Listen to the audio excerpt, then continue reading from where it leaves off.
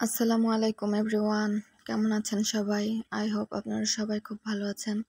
আলহামদুলিল্লাহ, আমিও ভালো আছি। আমি আজকে আপনাদের সাথে একটা রান্নার ভিডিও শেয়ার করছি। আমি এখানে আজকে গরুর মাংস রান্না করছি। আমি প্রায় 1.5 কেজির মতো গরুর মাংস নিয়েছি।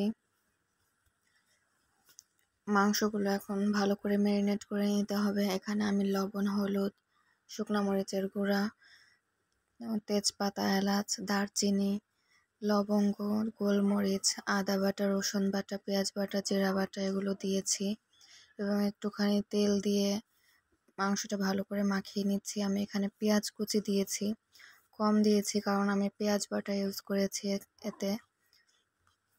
এবার আমি হাতটা ধুয়ে শুধু পানি দিয়ে দিব।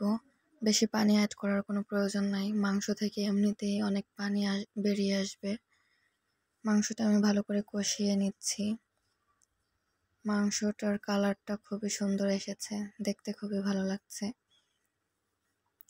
আসলে এভাবে পাতিলে করে মাংস রান্না করতে আমার খুবই ভালো লাগে। প্রেসার কুকারেও রান্না করি, কিন্তু পাতিলে রান্না করতে আমার ভালোই লাগে। প্রেসার কুকারে একটু তাড়াতাড়ি হয়ে যায় রান্নাটা, পাতিলে একটু সময় লাগলেও এভাবেই আমি রান্না করতে পছন্দ করি। মাংসটা ভালো করে কষানো হয়ে গিয়েছে, এবার আমি আলু দিয়ে দিচ্ছি। গরুর মাংসে আলু না হলে আমাদের বাসার কারোরই চলে না। গরুর মাংসে আলু সবারই লাগবে। আলু দিয়েছি এবং কয়েকটা কাঁচামরিচ দিয়েছি ফালি করে। এবার আরও ভালো করে কষিয়ে নিয়েছি। আর একটু কষানোর পর এবার আমি ঝোলের পানি অ্যাড করছি।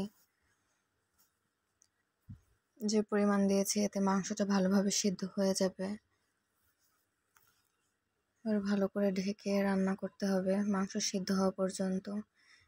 আমি এইটুকুই ঝোল রাখবো, এজন্য আমি এখানে গরম মশলার গুঁড়া অ্যাড করছি, ভাজা জিরার গুঁড়া।